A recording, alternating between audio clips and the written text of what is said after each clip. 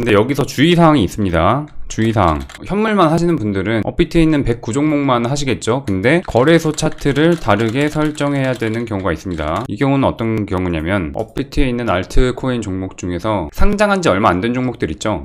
예를 들어서 알고랜드도 이게 해외 거래소 차트가 훨씬 더 길게 나와 있습니다. 그리고 스테픈도 업비트에는 굉장히 짧게 나와 있고 상장한 지 얼마 안 돼서, 그리고 위믹스 같은 경우에는 얘는 빗썸이 제일 먼저 상장됐었죠. 그리고 아발란체 같은 경우도 차트가 굉장히 짧게 나와 있고, 역사가 가장 긴 거래소의 차트를 보셔야 됩니다. 이거는 왜 그런지 아시겠죠? 지금 딱 이 모습만 봤을 때는 여기가 바닥인 것처럼 보이지만 이게 여기서부터 이렇게 막 올라와가지고 여기가 지지받을 구간이 아무것도 없을 수도 있어요. 그러면은 이런 구간들은 제가 만약에 뚫리게 되면은, 여기가 뚫리게 되면은 한 번에 쭉 빠질 수 있는 구간이라고 했죠. 그리고 여기 어딘가에서 여기 어디서 이렇게 올라오는 추세선이 있을 수 있습니다. 근데 이 차트만 보고서는 이런 추세선을 잡아낼 수가 없다. 보통 이런 가장 역사가 긴 추세선들은 여기서 찐반등이 나올 가능성이 높은데, 찐반이 아니더라도 꼬리로 이렇게 나오더라도 최소 10% 이상의 반등은 나온단 말이에요. 이탈하게 되면은 큰 하락이 나올 가능성이 높은데, 선물하시는 분들은 숏을 크게 먹을 수도 있는 자리고, 근데 관심 종목인데 이런 거를 놓치면 너무 아쉽다. 이거를 잘 활용한 예시가 이 영상과 이 영상에서 말씀드렸던 바이낸스 차트로는 여기서 이렇게 올라오는 추세선을 그어볼 만한 구간이 없습니다. 이때 일주일 만에 약 40%가 빠졌는데, 이걸 정확하게 잡아냈던 선이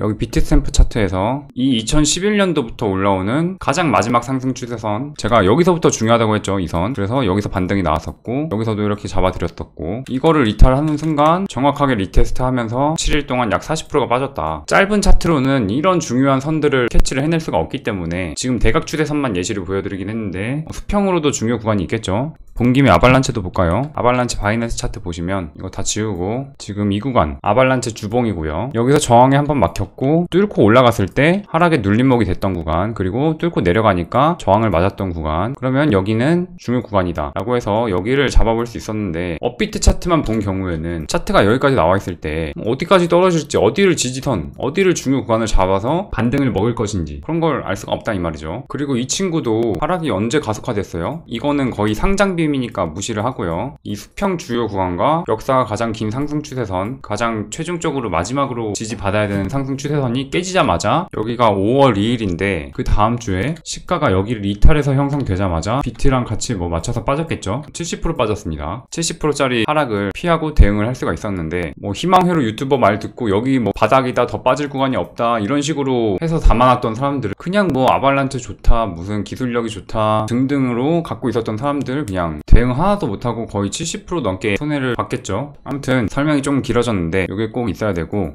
그리고 거래량이 제일 많은 거래소의 차트 또 같이 보면 좋습니다. 이거는 뭐 거의 대부분이 바이낸스예요. 바이낸스에 상장되어 있는 경우에는 거의 90% 이상이 바이낸스가 거래량이 가장 많아요. 근데 왜 뭐 선물할 경우가 아니면은 업비트에 있는 종목을 하라고 하냐? 요거는 뭐 거의 한 10% 정도만 보면 되고요. 80에서 90개 이상은 업비트 종목을 그냥 쓰셔도 됩니다. 업비트 원화 차트를 그냥 쓰셔도 돼요. 업비트가 생각보다 다른 해외 거래소들 비교해서 바이낸스보다도 역사가 긴 차트가 많고요. 지지 저항이나 추세선의 신뢰도도 괜찮습니다. 그래서 저도 현물할 때 원화 차트로만 거의 보고 했었어요. 그래서 원화 차트로 봐도 상관이 없다. 요거는 뭔가 자꾸 안 맞아 떨어질 때 그때만 잠깐 참고하시면 돼요. 그래서 일단 업비트 종목을 보시되, 업비트에 상장된 지 얼마 안 돼서 훨씬 더 긴 기간에 걸쳐서 나와 있는 차트가 있다 라고 한다면 요거를 추가로 하셔야 됩니다.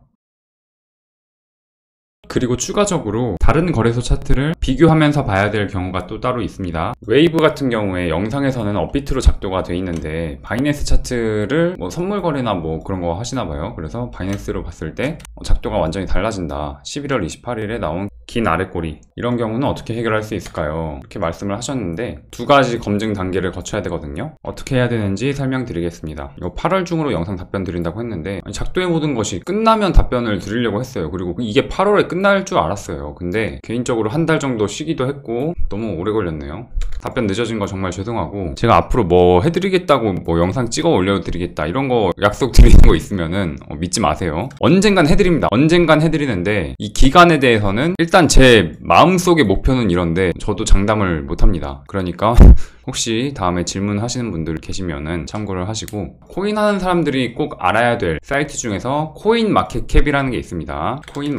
코인마켓캡 쳐서 들어가시면요 이렇게 나와요. 여기서 영어라고 또 당황하지 마시고, 흐름 쏘시는 분들은 한국어로 번역 이렇게 하시거나 여기서 이렇게 번역 보기로 해서 들어가는 것도 있네요. 아무튼 굳이 번역 사용하지 않아도 됩니다. 어차피 별거 쓸 게 없어요. 여기서 웨이브스, 파도 안되겠다. 그냥 영문으로 할게요. 이 코인 영문명 같은 경우에는 이런 식으로 확인 가능하니까 이거를 치시면 됩니다. 검색할 때 웨이브 나오죠. 웨이브 쳐서 들어가시면 이렇게 차트 대충 나오고, 그 밑에 여기 웨이브 마켓 해가지고 여기나 여기 C5 마켓을 누르시면 이 친구가 상장되어 있는 거래소 리스트가 쫙 보여요. 이걸 다 볼 필요가 없고요. 볼륨 눌러서 거래량으로 정렬을 시킵니다. 그러면 업비트가 제일 많이 나오죠. 대부분의 경우에 바이낸스도 같이 상장이 돼 있으면 바이낸스가 거의 1위에 찍혀요. 근데 웨이브 같은 경우에는 특이하게 업비트가 제일 많죠. 그래서 과제 영상에서 나온 역사가 가장 긴 차트, 그리고 또 하나 거래량이 제일 많은 차트 보라고 했죠. 근데 웨이브 같은 경우에는 역사가 업비트가 굉장히 길게 나오기도 했고, 제가 다 찾아보진 않았지만 업비트가 제일 긴 것 같아요. 그리고 거래량도 제일 많다. 그러면 이제 교차 확인 과정을 거쳐야 되는데, 박기범님이 혼란이 온 19년 11월 28일 이날을 봅시다. 이 긴 꼬리에 대해서 말씀을 하시는 건데, 업비트가 웨이브 코인의 가장 긴 역사를 담고 있기도 하면서 거래량도 제일 많지만, 저런 꼬리가 한 거래소의 특정 거래로 인해서 나타날 수가 있단 말이에요. 예를 들어서 빗썸 같은 경우에는 점검하거나 그럴 때 코인 거래가 일시 중단되면은 가두리 펌핑이 오기도 하고, 그런 게 다른 거래소 차트에는 반영이 안 될 거잖아요. 그 해당 거래소에서만 일어나는 일이기 때문에. 그래서 이거를 비교 분석해 보시면 된다. 이 꼬리가 바이낸스만 있냐, 아니면은 다른 거래소에도 있냐, 비교 검증을 해봐야죠. 자, 업비트 차트고요. 여기는 없네요. 여기는 굉장히 바이낸스보다는 훨씬 짧게 나왔고, 바이낸스 이만큼 꼬리가 나왔는데 업비트 같은 경우에는 그렇게 많이 꼬리가 안 나와 있죠. 그리고 다른 거래소 차트도 한번 보면 되죠. 비교해서. 지금 이거는 빗썸의 웨이브 차트고요. 이 친구도 마찬가지로 꼬리가 그렇게 길게 나오지가 않았다. 그러면 이 꼬리에 대한 해석은 바이낸스 차트에만 적용이 된 거다. 그래서 이 영상에서 바닥잡기 말씀을 드릴 때 가장 낮은 곳에서 오는 기울기가 낮은 추세선을 골라서 작도를 해라. 그러면은 높은 확률로 반등이 나온다 라고 말씀드렸죠. 그래서 얘랑 얘를 이어봤을 때 여기서는 중요한 무빙이 나왔어요. 이탈 후에 저항으로 정확히 작용했고, 돌파가 나온 다음에는 정확하게 지지로서 작용을 했는데 이후에 크게 중요한 움직임이 안 나왔죠. 그리고